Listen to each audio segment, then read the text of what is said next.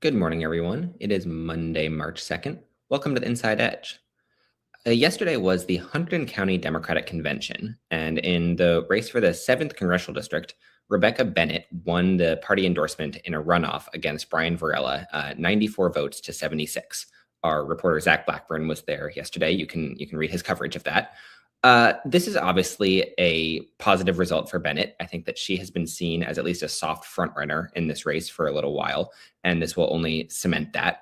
I think that it allows Brian Varela to sort of go out into the world. He had definitely played pretty hard to win this endorsement too. He and Bennett had both been releasing a lot of endorsements from local people in Hunterdon. This will at least let him go out and say, "Hey, I am Rebecca Bennett's main competition. If you're looking for someone else, look to me." Megan O'Rourke and Michael Roth both came only a few votes each away from making it into that runoff instead of Varela. So I think that was certainly better than I expected either of them to do. I think it's better than a fair number of people expected. So that's a positive statement for their campaigns, even though they didn't actually make it into that final round. The final candidate who competed, Tina Shaw, didn't get very many votes. Not maybe an amazing sign for her, but also I did not get the sense that she was prioritizing this convention nearly as much as the other candidates. So more jury still out situation there. But the real question, and I apologize for repeating myself on this because I know I've said it a lot, is what do these convention results actually mean in an era without the party line and in an era where voters are not obviously necessarily all that inclined to just follow whatever the county party endorsement goes. I think we saw in the 11th Congressional District special primary that, even when a county party endorsement comes from a pretty strong party organization, that doesn't necessarily confer that many votes. I mean, you saw Brendan Gill was the Essex County Democratic endorsed candidate. Essex County Democrats are a very powerful organization. But Gill still came in third in the county, and his support was mostly limited to the areas of the county that he just already knows well as a retail politician, sort of further flung parts of the county that he knows less well. Even though he had the party endorsement there just as much, he got, a pretty negligible share of the vote. And so if you're switching over to a county like Hunterdon, which definitely has, a less formidable county organization and where the candidates involved are less well known already to sort of rank and file voters, then you have to wonder what exactly this endorsement really entails at all. I think one thing that it entails for Bennett is a certain amount of momentum. And, for anyone else who can make a compelling argument about, even if they didn't win the endorsement, about what the results mean.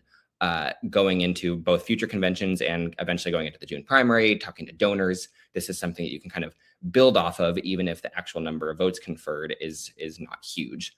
But we don't really know yet what a fully line-free primary looks like, because in a congressional election, I should say, because in 2024, the candidates got into the race with the assumption that the line would still be there and that this would be the normal thing, and they had to reverse or change course later on. This time, everybody knew that these endorsements would be, only a little bit meaningful.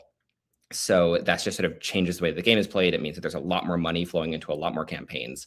Another interesting race on that front is the 12th district primary, where we have two candidates who have party endorsements so far, Adrienne Mapp and Verlina Reynolds-Jackson. But the two of them are super far from being the fundraising leaders in the field. Based on, at least reports from the end of last year, they had not very much money on hand, whereas the two actual fundraising leaders, Sue Altman and Adam Hamawi, might come out with no county party endorsements at all. And that would be, an unusual thing for New Jersey politics. Usually party endorsements, money go hand in hand. It would be very rare for those two to, go directly head to head. But that might be exactly what happens in the 12th district. And then the one other race that I would bring up is the Republican primary for U.S. Senate. Richard Tabor, Alex Zidane, and Justin Murphy have each gotten at least two, I believe, county party endorsements, and more still to come. That's going to be a very odd and splintered field. I would be kind of surprised if any of the candidates running has enough resources to really communicate independently with voters ahead of the primary. So that means voters are going to be flying a little bit blind.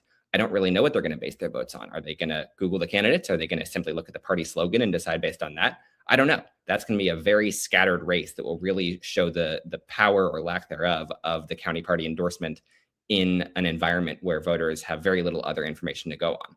So as always with these things, I'd love to say something definitive and make my analysis really, this is what this means. I don't know what it means, but I will promise that I will keep on tracking it and doing my best to analyze it, same as you. So with that, have a great week.